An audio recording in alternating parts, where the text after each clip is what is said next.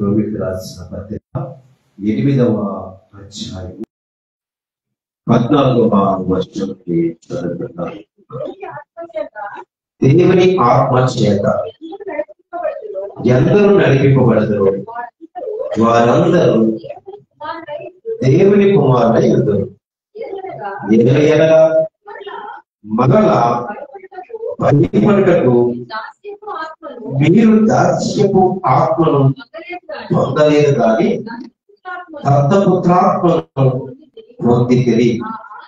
ఆ ఆత్మ కలిగిన వారమే మనము అబ్బా తండ్రి అని మొరపెట్టుచున్నాము. మనము దేవుని పిల్లలని ఆత్మ తానే మన ఆత్మతో కూడా సాక్షిస్తున్నాడు. చాలా దేవుని స్తోత్రం విన్నాము. దేవుని స్తోత్రం, దేవుని స్తోత్రం, దేవుని స్తోత్రం. మంచిది. ఈనాటి దినాన మరి చక్కటి మాటల పరిశుద్ధాత్మ దేవుడు మనకి వివరించిపోతున్నారు. రెండు మాటలు మనం తీసుకుందాం. ఒకటి 15వ వచనం మనకు ఒకసారి ఎలాగా మరలా భయపడ్డకు మీరు దాస్యపు ఆత్మను పొందలేదు కానీ దత్తపుత్రాత్మను పొందేది. ఆ ఆత్మ కలిగిన వారిని మనం అబ్బా తండ్రి అని మొదలుపెట్టించున్నాం. దీనికి అర్థం ఏంటంటే మనకి ప్రార్థన చేయడం అంటాం. మన ప్రార్థన ఎలా ఉంటుందంటే ఒకసారి లోకానికి సంబంధించిన ప్రార్థన ఉంటుంది. కానీ ఇక్కడ చూస్తే ఇక్కడ దాస్యపు మాట చూస్తే మనము కొంతమంది ఈ లోకానికి సంబంధించిన విషయాలు అంటే పాత నిబంధన గ్రంథంలో ధర్మశాస్త్రం ఉంటుంది. పాత నిబంధన గ్రంథంలో దేవుడు ధర్మశాస్త్రాన్ని ఇచ్చాడు. అయితే వాటిలో ఉన్నటువంటి కొన్ని విషయాలు మనం ఎన్నో మంది చదువుకున్నాం. కానీ ఇక్కడ ఏంటంటే అర్థం చేసుకునే విషయం ఏంటంటే రెండు విషయాలు. దాస్యం అంటే కొంతమంది ఆ ధర్మశాస్త్రమే పట్టుకున్నారు, ఆ విధంగానే జీవించాలి. ఇది మోషే రాయబడింది అంటే దానికి దాస్యం. కొంతమంది చూడండి, చెప్పాలంటే ఈ లోకంలో జీవిస్తున్న కొంతమంది కొన్ని ఆచారాలకు, కొన్ని కట్టుబాట్లకు చెప్పాలంటే బానిస అవుతారు. ఇక్కడ చూస్తే దాస్యపు బానిసత్వం అంటే దానికి లోబడి పోతాయి.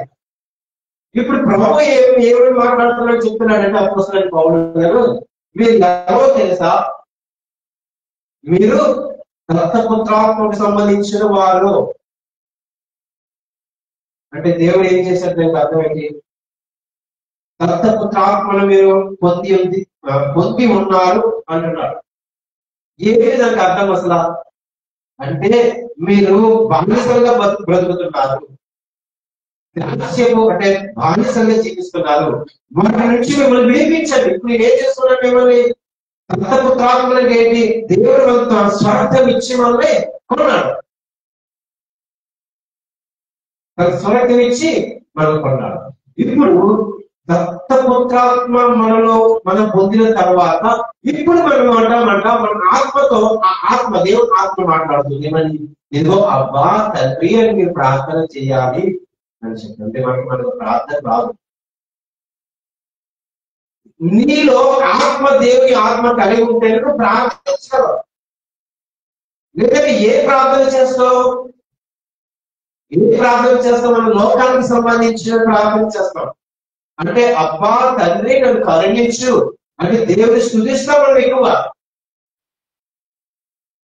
అంటే ఇక్కడ అర్థం చేసుకుంటాం మనము రెండు విషయాలు. అపోస్తలుడైన పౌలు వారు రోమీయులకు రాస్తూ చివరి గంటలను మళ్ళా చూద్దాం. దేవుని ఆత్మ చేత అందరూ నడిపింపబడతారు, వారందరూ దేవుని కుమార్తెలై ఉంటారు. ఒకటి. తర్వాత ఎలాగా మరలా భయపడటకు మీరు దాస్యపు ఆత్మను పొందలేదు కానీ ఎవరు చెప్తున్నాడు ఇది? మొదటిగా ఏమంటున్నాడు? మీరు ఎందరైతే నడిపిస్తారో మీరు దేవుని కుమారులై ఉన్నారు, దేవుని కుమార్తెలై ఉన్నారు. మరలా చెప్తున్నాడు, మీరు భయపడకండి. మీరు దాస్యపు బానిసత్వం కలిగి లేదు. మీరు ఇప్పుడు ఎవరు? దత్తపుత్రాత్మలు కలిగిన పొందితిని మీరు. అందుచేత ఇది ఎప్పుడైతే మనం పొందుకుంటామో నువ్వు ప్రార్థన ప్రారంభిస్తావు, దేవుని కనపరుస్తావు, దేవుని మహిమపరుస్తావు. దేవుని మహిమపరుస్తావు. అబ్బా తండ్రి కరుణించు ఆయన నన్ను దీవించిన కాదు కానీ దేవుడు అబ్బా తండ్రి గొప్ప దేవుడు అయ్యా నువ్వు. ఇప్పుడు ఆత్మ ప్రారంభిస్తుంది ప్రార్థన. అందుకే ఆత్మ సిద్ధమే, శరీరము బలహీనము. ఆత్మ చెప్తుంది లే ప్రార్థన చేయి. ఎవరు చెప్తారు? ఎప్పుడైనా మీకు ఎప్పుడైనా ఆ యొక్క ఆలోచన ఎప్పుడైనా గ్రహించారు? ఎప్పుడైనా ఆత్మ ఏం చెప్తుంది? ప్రార్థించాలి, మీరు మందిరానికి వెళ్ళాలి అనిపిస్తుందా? అంటే మీరు ప్రార్థనకు వెళ్ళాలి, మందిరానికి వెళ్ళాలి, మీరు దేవుడి పాటలు పాడాలి, దేవుడిని స్తుతించాలి. ఆత్మ నేను ఏం చేస్తుంది? ప్రేరేపిస్తుంది. శరీరం ఏమనిపిస్తుంది? ఏమనిపిస్తుంది శరీరం? కొంత సమయం పర్వాలేదు, వెళ్దాంలే.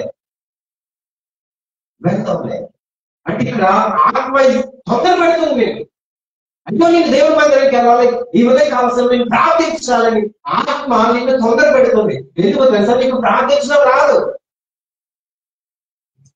ఎలా ప్రార్థించాలో శిష్యుడికి అర్థం కాలేదు. ప్రభా మీరు ఎలా ప్రార్థించాలో శిష్యులు అడిగారు. ఇంకా ప్రార్థించుకుంటా ఉన్నాడు. పరలోకమందున మా తండ్రి, మొదటగా తండ్రి గురించి మాట్లాడాడు. ఈ నామం పరిశుద్ధపరచబడును గాక, ఈ రాజ్యం వచ్చును గాక, ఈ చిత్తము పరలోకమందు నెరవేర్చిన భూమి యందు నెరవేరును గాక, మా అనుదిన ఆహారం మాకు దయచేయము. ఎలా ఉంది ప్రార్థన? మా అనుదిన ఆహారం మాకు దయచేయము. మమ్మల్ని అపరాధం చేసిన వారిని క్షమించున్న ప్రకారం మన పాపం క్షమించు ఆయన. ఎలా ఉంది ప్రార్థన? ఎలా చెప్పండి ప్రార్థన? ప్రభు ఎలా చేయగలడు కదా. మనం ఎలా చేస్తాం? మన ప్రార్థన ఎలా ఉంటుంది? నీ ప్రార్థన ఎలా ఉందంటే నీ కుటుంబమే కనిపిస్తుంది కదా. మన కుటుంబమే కనిపిస్తుంది. మన కుటుంబాన్ని దీవించండి, నాటకాలను దీవించండి, ఇదే ప్రార్థన మనకి ఎక్కువగా కనిపిస్తుంది. కానీ నిజమైన ప్రార్థనలు చేయాలంటే నువ్వు దత్తపుత్రాత్మ పొందుతుంది. ఇక్కడ నువ్వు దేవుని అన్నావు, విశ్వాసించవు, క్రీస్తులు అంగీకరించవు, క్రీస్తులు ఉన్నావు. అది ఇక్కడ మళ్ళా చదువుతాం. 15 ఎంతగా మీరు భయపడటము, మీరు దాస్యపు ఆత్మను పొందలేదు కానీ దత్తపుత్రాత్మను పొందితిరి. ఆ ఆత్మ కలిగిన వారిని మనము, ఆ ఆత్మ కలిగిన వారంటే ఆత్మనే, ఆ ఆత్మ దత్తపుత్రాత్మ తర్వాత ఆ ఆత్మ దేవుని ఆత్మ కలిగిన వారు చదవమాట. మనము ఆత్మ కలిగిన వారిని మనము అబ్బా తండ్రి అని మొదలుపెట్టుచున్నాము. మనము దేవుని పిల్లలమని ఆత్మ తానే మన ఆత్మతో కూడా సాక్ష్యం ఇస్తున్నాడు. ఎవరి సాక్ష్యం వాళ్ళని గురించి? ఎవరి సాక్ష్యం వాళ్ళు? దేవుని పిల్లలు అని చెప్పి తానే మన కొరకు సాక్ష్యం ఇస్తాడంట. అంటే నువ్వు మొరపెడతావు కదా, అబ్బా తండ్రి, నాయన ప్రభువా, రక్షకుడా, నా విమోచకుడా, నా తండ్రి, నన్ను కాపాడే పరమ తండ్రి అని మనం ప్రార్థన చేస్తాం. ఇది ఎలా వస్తుంది ప్రార్థన? అందుకే చాలా మంది ప్రార్థన ఎలా చేయాలని ట్రైనింగ్ అవుతాయి. నేను ఇలా ఈరోజు ఇలా ప్రార్థన చేయాలి, నాకు ప్రార్థన చేసే అవకాశం వచ్చింది, ఈ రీతిగా ప్రార్థన చేయాలి కాదు. పరిశుద్ధాత్ముడు ప్రార్థన వేరే ఉంటుంది, ఆత్మ నడిపింపు వేరే ఉంటుంది. అందుకే ప్రార్థన చేయాలని భయం. ఎలా చేస్తావు ప్రార్థన? ఇలా నువ్వు నీ పెదవులతో చేస్తావు కాదు, ఆత్మ తానే మొరపెట్టుచున్నాను అని మాట మనం చదువుకున్నాడు. అబ్బా తండ్రి అంటే తండ్రి నన్ను అంటే ప్రార్థన చేయడానికి ఒక నిర్ణయం వస్తావు, ఒక ఆలోచన కలిగి ఉంటావు. నేను ఇలా చేయాలి ప్రార్థన చేయవచ్చు, నాకు ప్రార్థన చేయడం అవకాశం వచ్చింది, నేను ఎలా చేయాలని నువ్వు సిద్ధపడుతున్నావు కానీ నువ్వు దేవుని సన్నిధికి వచ్చినప్పుడు, దేవుని పాదాలు పట్టుకున్నప్పుడు ప్రార్థన మారుతుంది. ఎందుకంటే నువ్వు దేవుడికి కలిగి ఉన్నావు. లోకానికి సంబంధించిన ప్రార్థన వేరే, ఆత్మకు సంబంధించిన ప్రార్థన వేరే. అందుకే ఆత్మానుసారం శరీరానుసారం ఉంటుంది. ఇది ఏదో మన గురించి కాదు కానీ ఆత్మ అన్నాడు దేవుడే ప్రత్యేకించాడు. ఎవరైతే ఆత్మ కలిగి ఉన్నారో వారే నా పిల్లలుంటాడు, ఆత్మ లేనివాడు నా వారు కాదంటాడు. మరి నీకు ఆత్మ ఉందా లేదా? ఎలా చూస్తున్నారు? ఆత్మ ఉందా లేదా? మనిషికి ఏముంటాయి? మూడు ఏంటి? శరీరము, ప్రాణము, ఆత్మ. మరి ఆత్మ లేని వాడు నా వాడు కదా. మరి నీకు ఆత్మ ఉంది కదా? ఉండదు లేదా ఆత్మ? లేదా? ఉందని. మరి ఆత్మ లేని వాడు నా వాడు కదా. ఏంటి? ప్రభు యొక్క ఆత్మ కలిగిన వాడే నా వాడు కాదు. ప్రభు యొక్క ఆత్మ కలిగిన వాడు ఎలా ఉంటారు? ఆత్మ లేని వాడు ఎలా ఉంటారు? మంచి ప్రవర్తన కలిగి ఉంటారు ఆత్మ కలిగిన వారు, దేవుని ఆత్మ కలిగిన వారు. అంటే మన ఆత్మ గురించి కాదు, దేవుని ఆత్మ కలిగిన వారు అంటే దేవుని యొక్క ప్రవర్తన, అనేక గుణ లక్షణాలు, అనేక మంచితనము, ఇవన్నీ మనం గ్రహిస్తాం. ఎప్పుడు దేవుని ఆత్మ మీలో ఉన్న ఎడల మీరు విజయం పొందుకుంటారు. ఇంకోటి కూడా చూద్దాం. Okay, next. మనము దేవుని పిల్లలమైతే వారసులము. ఎప్పుడు పిల్లలవుతారు? ఎప్పుడు పిల్లలవుతారు? ఏం పొందుకున్న తర్వాత అవుతారు? ఆత్మను పొందుకున్న తర్వాత దేవుని పిల్లలైతే వారు వారసులు. ఎవరి వారసులు?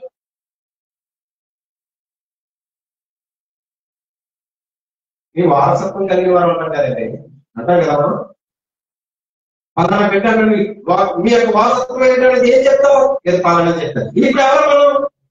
నువ్వు దేవుని పిల్లవైతే, దేవుని పిల్లవాడైతే నీవెవరు? దేవుని వారసు. ఎవరు కదా? ఎప్పుడు పొందుకుంటావు? దేవుని ఆత్మ కలిగి ఉంటే. నెక్స్ట్ చెప్తాను.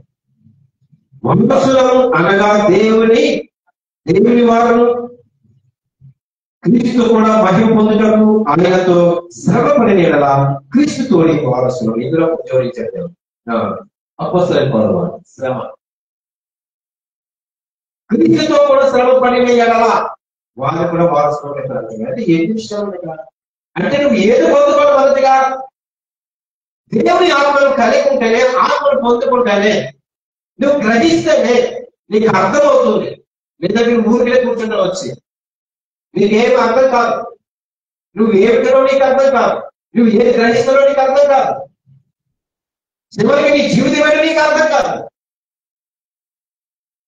ఇప్పుడు జరుగుతుంది, దేవుని ఆత్మను పొందుకుంటేనే, నువ్వు తెలుసుకుంటేనే ఎలా ప్రార్థించాలో నీకు అర్థమవుతుంది, ఎలా దేవుని స్తుతించాలో నీకు అర్థమవుతుంది, ఏ రీతిలో ఉండాలో నీకు అర్థమవుతుంది. అప్పుడు నీకు అర్థం తేటగా కనిపిస్తుంది. లోకానికి నువ్వు వేరు చేస్తున్నావు, నువ్వు ఏమి బానిస అయిపోతున్నావు, దేనికి బాధ్యత బానిసగా ఉంటున్నావు నీకు అర్థమవుతుంది. ఎప్పుడో తెలుసా? దేవుని ఆత్మ కలిగి ఉన్నప్పుడు. అంతేకాదు, ఎవరైతే నడిపిస్తారో దేవుడు, ఎవరు నడిపిస్తారో దేవుని ఆత్మ నీలో పని చేస్తేనే నువ్వు నడిపించగలవు. నేను చెప్పలేవు, దేవుడు చెప్పలేవు. ఎందుకంటే దేవుని ఆత్మని కలిగి ఉన్నప్పుడు నువ్వు ఊరికి నిల్చొని ఉండలేవు, దేవుని గురికే చెప్తావు.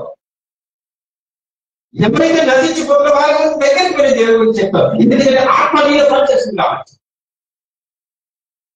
ఊరికేనే ఉంటావు. నీకు అర్థం అవుతుంది, మన బ్రతుకే అర్థమవుతుంది, మన జీవం ఏంటో, మన జీవం ఏ పాటతో నీకు అర్థం కావు. అర్థమవుతుంది ఏంటంటే క్రీస్తు నీలో పనిచేస్తున్నాడు, క్రీస్తు ఆత్మ మీలో పనిచేస్తుంది. కాబట్టి ఒకవేళ దురాత్మ పనిచేస్తే, ఒకవేళ దురాత్మ నేను నడిపిస్తే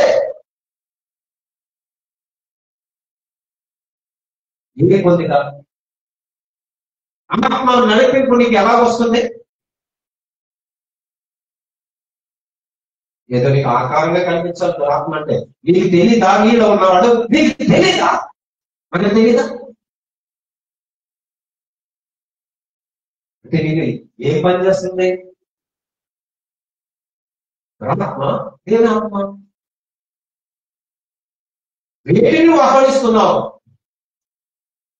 ఎవరిని వెళ్తావు చెప్తున్నావు? ఆత్మ, దేవుని ఆత్మ. అంటే దేవుని ఆత్మ మీద పనిచేస్తే నువ్వు జ్ఞానవంతుడివే, జ్ఞానవంతురాలు. నీ దురాత్మ పనిచేస్తే నీ యొక్క నీ పలుకు, నీ నడవడిక, నీ మార్గము వేరేగా ఉంటుంది. ఆత్మ నడిపింపు మాట నీకు వినిపించవు. లోకానికి సంబంధించిన మాటలు ఇది సొప్పుగా ఉంటాయి నీకు.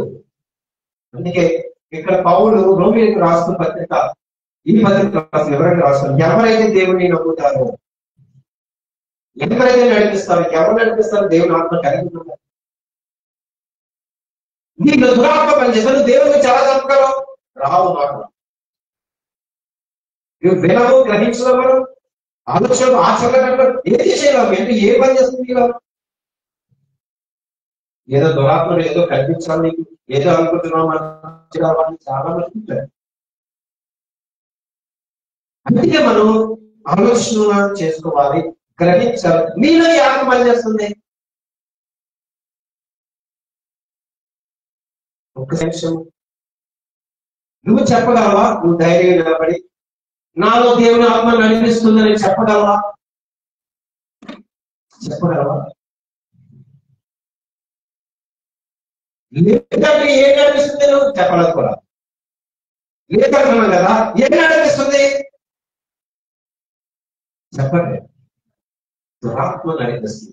దురాత్మ ఎక్కడికి తీసుకెళ్తుంది? ఎక్కడికి తీసుకెళ్తుంది? నాశనానికి తీసుకెళ్తుంది. అంటే తెలుసు కదా, తెలుసుండే అలా జరుగుతుందని మనకు తెలుసు, ఆ విధంగా ఉంటుందని మనకు తెలుసు. అయినా సరే దురాత్మ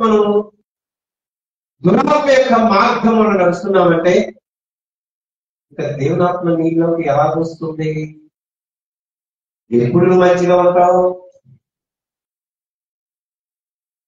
ఎప్పుడు నువ్వు దేవుడు ఉంటావు? నీ వయసు అయిపోయినంత వరకు అలాగే కలుగుతావా? చివరి దినాల్లో పట్టుకుంటావా? అది దేవుడికి ఇష్టమా? చాలా మంది ఓకే మంచిదే, చాలా మంది నార్మల్స్ కొనుక్కుంటారు. కానీ నీవు తెలిసి కూడా, లేఖన భాగాలు తెలుసు కూడా,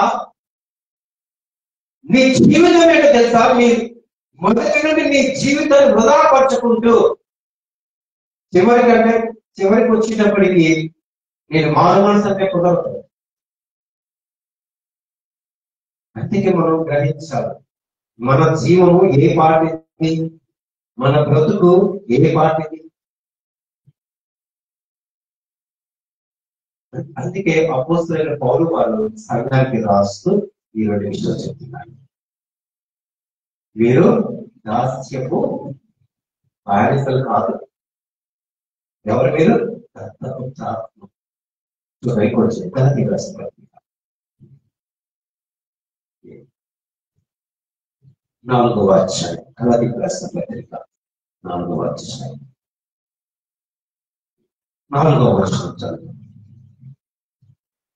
గలతీయులకు రాసిన పత్రిక, అయితే కాలము పరిపూర్ణమైనప్పుడు దేవుడు తన కుమారుని పంపాడు. ఆయన స్త్రీ అయిన పుట్టి మనము దత్తపుత్రులకు కావాలని ధర్మశాస్త్రములకు లోబడిన వారిని విమోచించుటకే ధర్మశాస్త్రములకు లోబడిన వాడాయి. అర్థమైనా? ధర్మశాస్త్రంగా చెప్పాను. ధర్మశాస్త్రానికి లోబడిన వాడయ్యాడు ఎవరో? క్రీస్తు. మన కొరకు ఆయన మన కొరకు చనిపోయి మనకి ఏమి ఇచ్చాడు? విమోచన ఇచ్చాడు. ఇక్కడ క్లియర్ రాస్తుంది కదా, మళ్ళా చూద్దాం. అయితే కాలము పరిపూర్ణమైనప్పుడు దేవుడు తన కుమారుని పంపాను. ఆయన స్త్రీ యందు పుట్టి మనము దత్తపుత్రులు కావాలని ధర్మశాస్త్రములకు లోబడి ఉన్న వారిని విమోచించుటకే ధర్మశాస్త్రములకు లోబడిన వాడిని. చాలా మంది ఇక్కడ మనం ఎక్కువగా ధర్మశాస్త్రం చెప్పుకుంటాం. ఆనాటి కాలం, మోషే కాలంలో రాయబడిన ధర్మశాస్త్రం, అందుకే లోబడిపోయారు. ఆ ధర్మశాస్త్రం దగ్గర క్రీస్తు మాటలు పక్కన పెట్టి, ప్రభు యొక్క వర్తమానాలు ఆయన చెప్పిన మాటలు పక్కన పెట్టి ఆ ధర్మశాస్త్రానికి లోబడిపోయారు. ఇప్పుడు కూడా మనము ఈ లోకానికి మనం కూడా ఏమైపోయాం? బానిసలు అయిపోయాం. క్రీస్తు మాటలు అర్థం కావట్లేదు. మనకి ఎంత బోధించిన వారికి అర్థం కావట్లేదు. అంటే లోకాచారాలు, లోకానికి సంబంధించినటువంటి మీకు అందరికీ తెలుసు, మీకు చెప్పడం అవసరం, మనందరికీ తెలుసు. నువ్వు ప్రభుని కలిగి ఉంటావు, ప్రభుకి ప్రార్థన చేస్తావు, నువ్వేనా దేవుడు అంటావు, దేవుడైన రక్షకుడు అంటావు, దేవుడైన సమస్తం అంటావు. చివరికి లోకం వైపు కూడా క్రీస్తులో కలుగుతావు, లోకానికి సంబంధించి క్రీస్తులో కలుగుతావు. ఈ లోకానికి సంబంధించిన ఆచారాలని క్రీస్తులోకి ఎంటర్ చేస్తావు, అందులో కలుగుతావు. దేవుడు చెప్పాడు అలాగా. ఇప్పుడేమంటున్నాడు? ధర్మశాస్త్రం లోబడిన ప్రజలకు దేవుడు ఏం చేశాడు? దేవుడు తన కుమారుని పంపాడు. కాలం పరిపూర్ణమైనప్పుడు దేవుడు తన కుమారుని లోకములకు పంపాడు. ఒక స్త్రీ ఎందుకు పుట్టాడు? చాలా వివరంగా రాయబడింది. ఎందుకు చేతనంటే మీరు దత్తపుత్రులు కావాలని, చూడండి మాట, మీరు దత్తపుత్రాలను పొందాలని, దత్తపుత్రులు కావాలని, ధర్మశాస్త్రానికి లోబడిన ప్రజలను విడిపించాలని తన ప్రాణం పెట్టి ఏం చేశాడు? ధర్మశాస్త్రానికి ఆయన ఏమయ్యాడు? లోబడిపోయాడు. ఇప్పుడు చెప్పండి, మనం ఏం చేస్తాం? నువ్వు దేవునికి లోబడుతున్నావా, లోకానికి లోబడుతున్నావు? ఇప్పుడు ఇదో ప్రశ్నే కదా మనకి. నువ్వు అర్థం చేసుకోకపోతే ఈ ప్రశ్న నీ జీవితాంతకాలు ఎలాగే ఉండిపోతావు. ఇప్పుడు నువ్వు ఎవరికి లోబడుతున్నావు? చాలా వివరంగా రాశాడు కదా ఇక్కడ అపోస్తలుడైన పౌలు గలాతీయులకు రాసిన పత్రికలో. మీరు ఎవరనుకుంటున్నారు? దత్తపుత్రులు. మీరు అనాది కాలంలో ధర్మశాస్త్రానికి లోబడిపోయిన ప్రజల్ని విడిపించడానికి దేవుడు ఆ ధర్మశాస్త్రానికి లోనయ్యాడు. అంటే బలైపోయాడు. ఎవరి గురించి అండి? ఏంటి? మనకి విమోచన కలగడానికి ఆయన ఏమి ఇచ్చాడు? తన ప్రాణం ఇచ్చాడు కదా. ఓకే, ఇప్పుడు చదువుతుంది. మరియు 6వ వచనం, మరియు మీరు కుమారులైనందున నాయన తండ్రి అని ముందపెట్టు తన కుమారుని ఆత్మను దేవుడు మన హృదయంలోనికి పంపాడు. జాగ్రత్త, మనం చదువుతాం, మనం దయచేసి చూద్దాం. మరియు మీరు కుమారులైనందున నాయన తండ్రి అని ముందపెట్టు తన కుమారుని ఆత్మను దేవుడు మన హృదయంలోనికి పంపాడు. చెప్పండి, ఇప్పుడు ఎలా ప్రార్థన ప్రారంభించి చెప్పండి, ఎలా ప్రార్థన చేయగలుగుతాం? అబ్బా తండ్రిని దేవుని ఆత్మ అంటారు మన హృదయంలోనికి. ఆయన మన హృదయంలోకి ఆయన ఏం పంపాడండి? ఏమి పంపాడు? ఎస్, ఆత్మ. దేవుని ఆత్మ నీలో ఉంది. ఇప్పుడు ప్రార్థిస్తాం, ప్రార్థనకి ఇష్టపడతాం, ప్రార్థన చేయాలని ఇష్టపడతాం,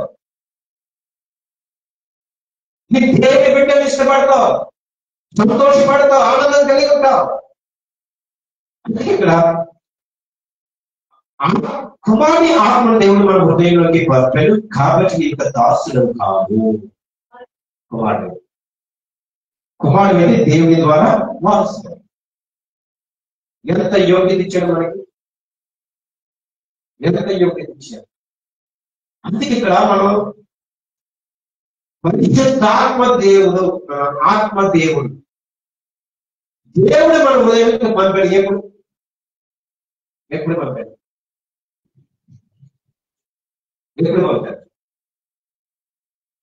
పరిశుద్ధాత్మ వరం నీలోకి ఎప్పుడు వస్తుంది? వారాలు పొందుకున్నాం, ఇది కాదు. స్వస్థత వారాలు ఇవన్నీ అది కాదు. కానీ చెప్పేది నువ్వు దేవుని ఆత్మ వరం ఎప్పుడు పొందుకుంటావు? ఎప్పుడు పొందుకుంటావు? చెప్పండి. ఇంకా బాప్తిసం ఉండేది, మాతృసం ఉండేది, చెప్పాలి. బాప్తిసం ముందు ఓకే ఏంటి? మారు ముందు ఏ ఒక్కరు పాప క్షమాపణ ఎప్పుడైతే నువ్వు ఒప్పుకుంటావో వెంటనే నీకు మారవలసి వస్తుంది తెలుసా. నువ్వు చేసింది దేవుడు నీకు ఒప్పుకుంటే,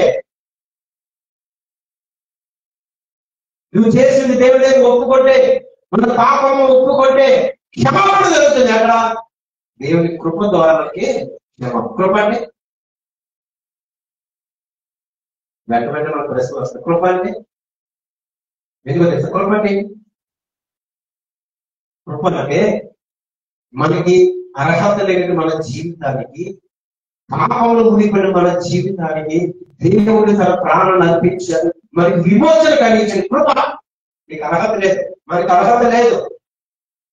అటువంటి దేవుడు మనల్ని ప్రేమించి నీచులను, అశ్వయులను, ఎంత దుర్మార్గులంటే, ఎంత పాపాత్ములైతే మనము దేవుడు తన కృప కాబట్టి అర్హత లేని మనకి దేవుడు అర్హత ఇచ్చారు. అది కృప. కనుక పరిశుద్ధాత్మ దేవుడికి ఏమొస్తే నువ్వు నిజ పశ్చాత్తాపం, పాపక్షమాపణ నువ్వు దేవుని సన్నిధిలో ఒప్పుకుంటే, నిజంగా పాపక్షమాన్ని ఒప్పుకుంటే నువ్వు మరలా లోకం వైపు చూడవు. అంటే నేను ఏ ఆత్మ పని చేస్తుంది? మందిరంలో ఉన్నంతసేపైనా దేవుని ఆత్మ పని చేస్తుందా? ఇంకా బయటికి వెళ్తే నీకు ఏ ఆత్మ పని చేస్తుంది? ఆత్మ పని చేస్తుంది. నిజమైన పశ్చాత్తాపము, పాపక్షమాపణ, దేవుని పాదాల పట్టుకుని మరలా బయట తిరగరు. అటువైపు నువ్వు చూడవు, లోకం వైపు నువ్వు ఆలోచన కలిగి ఉండవు.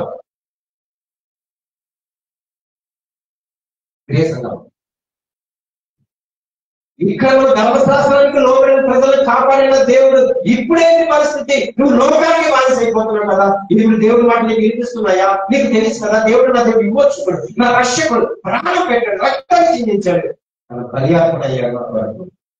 ఇప్పుడు కూడా నీకు అర్థం కావాలి కదా వాటి.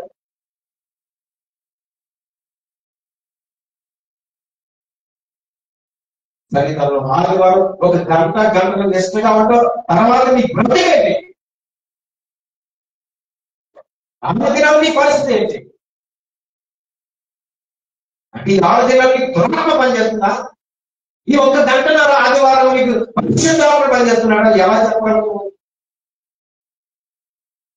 చెబుతాను లేకుంటున్నావా? లేక జాగ్రత్త. మాటలే కదా అనుకుంటున్నావా? జాగ్రత్త. ఆ మాటలు నీకు వినిపిస్తాయి. ప్రశ్న, ఏంటి చేస్తావు 6 దినాలు? మరి నువ్వు ఎలా ప్రార్థన చేస్తావు?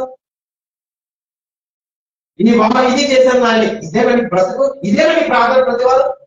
ఈ వారం ఇది చేశాను ఆయన, ఇది చేశాను ఆయన, అయ్యాను ఆయన అని చెప్పుకున్నా సిగ్గులేదు మనకి. ఎంతకాలం చెప్తా ప్రభు? ఎంతకాలం చెప్తాను? నువ్వు అనుకుంటున్నావా నేను క్షమించి సిద్ధం అనుకుంటున్నావు? ఎప్పుడది? ఎప్పుడో తెలుసా? ఎవరికే మాట క్షమించే సిద్ధ మనసు గలవాలంటే ఏంటి? నువ్వు చేసిన పాపాల ప్రతిక్షణ క్షమించారు కాదు. ఎవరైతే కొత్తగా దేవుళ్ళకు వస్తున్నారో, మనకి తెలియదు దేవుడి మాటలు, దేవుడి మాటలు తెలియదు, ఒకవేళ చేసిన తప్పు మనసుగా ఒప్పుకుంటే ఇప్పుడు అంటాడు ప్రభు, క్షమించే సిద్ధ మనసు గలవాడు ఎవరు? మన ప్రభువు. ప్రతి వారం కాదు, అయ్యా ఇది చేశానయ్యా ఈ వారం క్షమించిన ఆయన. ఎంతకాలం ఇదేనా నీకు మన బ్రతుకు? ఇదేనా మాట? ఏం పని చేస్తుంది? ఏ ఆత్మ పని చేస్తుంది? ఏ ఆత్మ పని చేస్తుంది? దురాత్మ పని చేస్తుంది. దురాత్మ. దురాత్మ చేస్తుంది. నువ్వేం చేస్తావు? ప్రార్థన చేస్తావా? ఏంటి ప్రార్థన చేస్తారా? ప్రార్థన చే, గ్రంథాన్ని చదవరు. 3వది, మందిరానికి రావడానికి ఇష్టపడరు. అంటే నీలో ఏ ఆత్మ పనిచేస్తుంది? అందుకే అపోస్తలుడైన పౌలు రోమీయులకు రాస్తూ, ఎందరైతే దేవుడు నడిపిస్తారో వారందరూ దేవుని కుమారులు. లేకపోతే ఎవరి కుమారులు? లేకపోతే అపవాది కుమారులు. చాలా బాగుంది టైటిల్ కదా. మీ శాస్త్రాలు అలా ఉంటాయి, మీ ఆలోచన అలా ఉంటుంది, మీ ప్రవర్తన అలాగే ఉంటుంది, మీ చెడు అలవాట్లు అలాగే ఉంటాయి. చెప్పండి, మందిరానికి రావడానికి ఎవరు రాదు? తెల్లని వస్త్రాలు వేసుకుంటే, చేతిలో బైబిల్ పట్టుకుంటూ వస్తూ, ఈ గంట వ్యవధిలోనే నువ్వు అలా నిష్టగా ఉంటూ మిగతా దినాలన్నీ గంటలన్నీ కూడా నువ్వు దేవుని వైపు కాకుండా లోకం వైపు ఉంటే ఎలాగ పని చేస్తుంది? నువ్వు నీ ప్రార్థన అర్థమైపోతుంది. ఏ ప్రార్థన చేస్తావు? దీవించిన ఆయన, ఆశీర్వదించిన ఆయన. ఈ రెండు మాటలే పడతాయి. ఈ నోట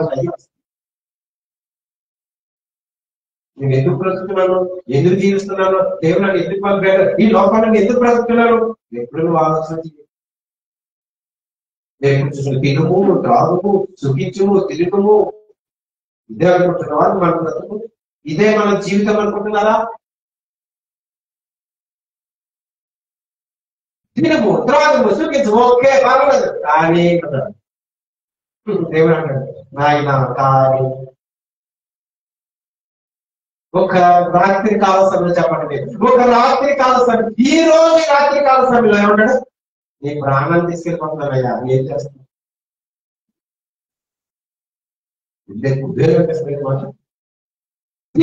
తిరుగు, నువ్వు అంత సౌందర్యం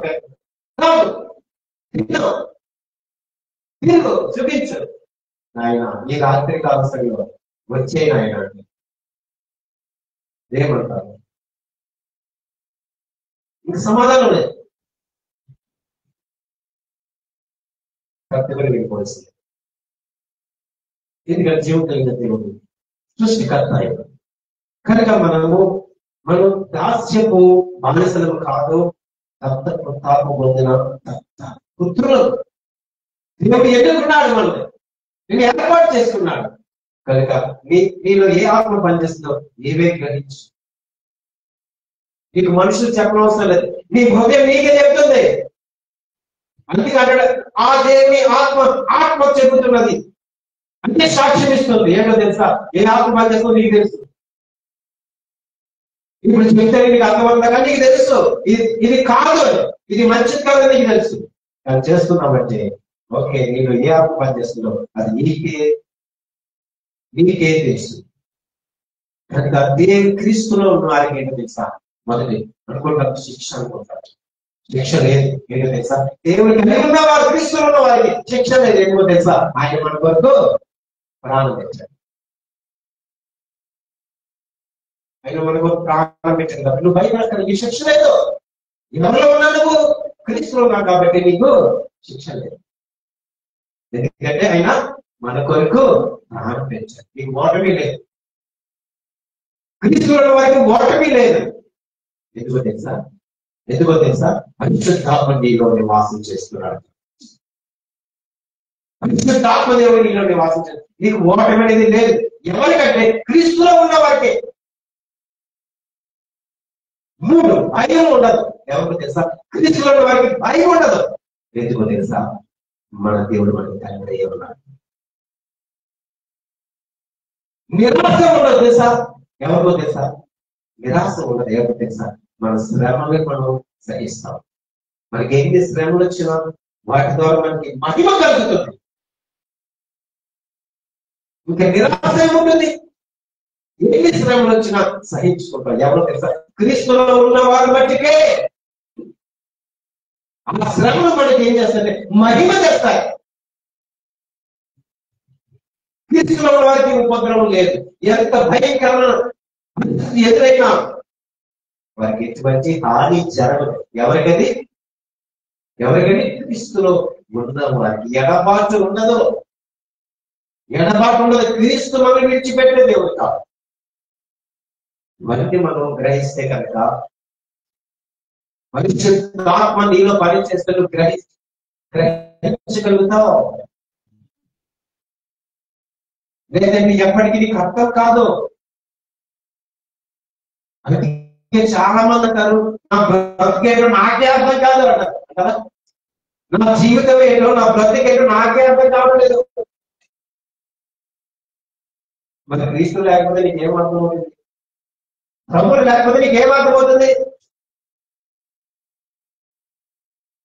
అంటే మనకి ఆలోచన చేస్తే క్రీస్తు లేనివాడు, ఆత్మ లేనివాడు నా వాడు కాదంటే నువ్వు ఎవరి వాడివి?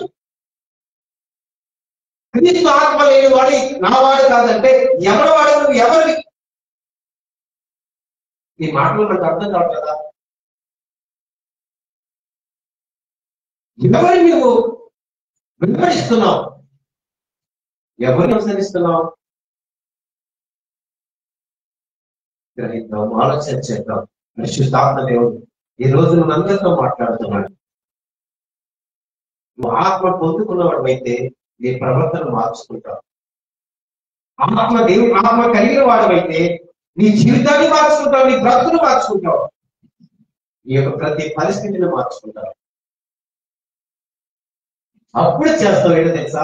తండ్రి ఎంత పరిశుద్ధాత్మ కలిగిన వాడు ఎలా ప్రార్థన చేస్తారు, భయపడతారు. దేవుడితో అందుకే నిర్గమాకాండంలో చూస్తే ఇశ్రాయేలు ప్రజలు అంటారు, ప్రభా మీరు దేవుని చూడలేము. ఏమంటారు? మేము దేవుని చూడలేము, ఆయన తాకలేము. ఎవరో తాగితే ఒకవేళ మీరు చూస్తే చనిపోతాం. అంత భయపడ్డారు ప్రజలు, ఇశ్రాయేలు ప్రజలు. కానీ ఈనాడు నాన్న దేవుడు మనలో నేను చూస్తున్నాడంటే నువ్వు వేరు చేస్తున్నావు. భయం లేదా మనకి? ఇంకా మనం చూస్తేనే భయపడతాం అంటున్నారు. అయ్యో ఆయన చూస్తేనే, ఆయన తాకితే మేము బ్రతకం చనిపోతాం అంటున్నారు. మరి నీవు ఆత్మ మనలో నివసిస్తుందంటే నువ్వు ఎలా బ్రతకాలి, ఎలా జీవించాలి? క్షమాపణ పొందుకున్నాం, మన మనసు పొందుకున్నాం, యేసు నామములో బాప్తిసం తీసుకున్నాం. ఇప్పుడు పరిశుద్ధాత్మ వరం నీ మీద వచ్చేసింది. ఒప్పుకుంటాం ఈ మాట. పరిశుద్ధాత్మను వరం నీకు వచ్చింది కదా, ఇప్పుడు ఏం చేయాలనుకుంటున్నాం? ఇదే ప్రశ్న.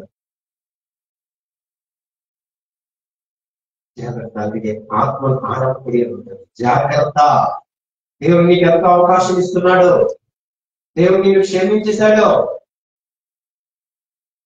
విమోచన కలిగించాడు, తన రక్తాన్ని చిందించాడు, బలియాగమయ్యాడు, ప్రాణం పెట్టాడు, మనకు రక్షకుడుగా ఉన్నాడు.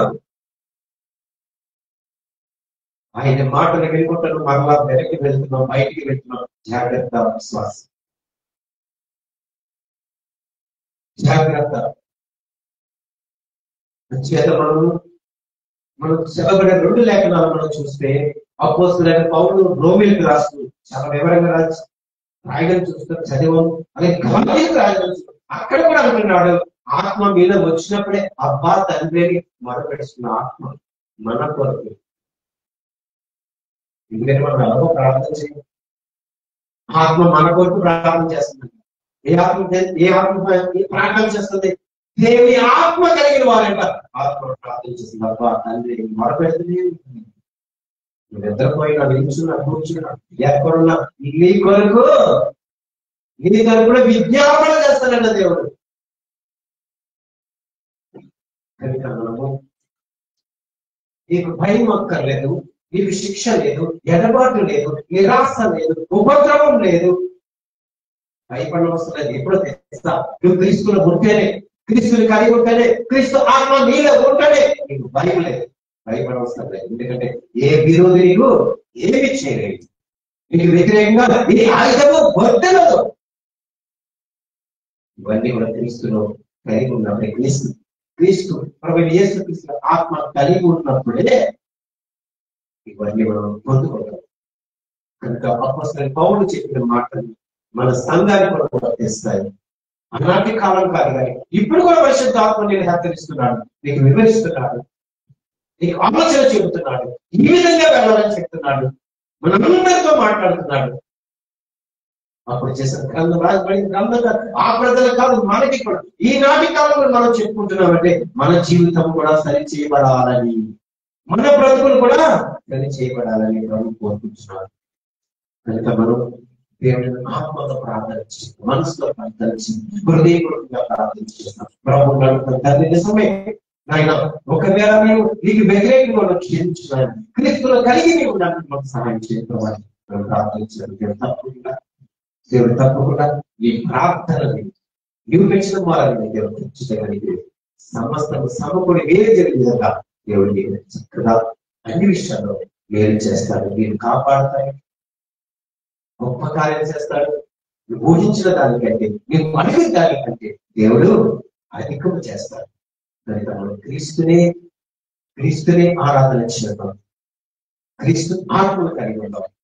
క్రీస్తు ఆత్మను కలిగిన వారు ఎలా ఉంటారు ఈ లోకంలో మనమందరం చూస్తున్నాం. ఆత్మ లేని వారు కూడా ఎలా ఉంటారో చూస్తున్నాం. కానీ అందులో ఆ జాబితాలో ఉన్నావా? ఒకవేళ ఆత్మ కలిగిన వాడుగా ఉన్నావా? మనం గ్రహిద్దాం, పరిశీలన చేసుకోవాలి. పరిశుద్ధాత్మ దేవుడందరికీ సహాయం చేయగలుగుతాం. పరిశుద్ధాత్మ దేవానికి నీ దగ్గర నీ కృపను ఎంతవరకు నాయన మాతో మాట్లాడండి. దివ్యమైన మాటలు వినిపించు, శ్రేష్టమైన అద్భుతమైన మాటలు మాకు వివరించడానికి తీసుకుంటున్నాను.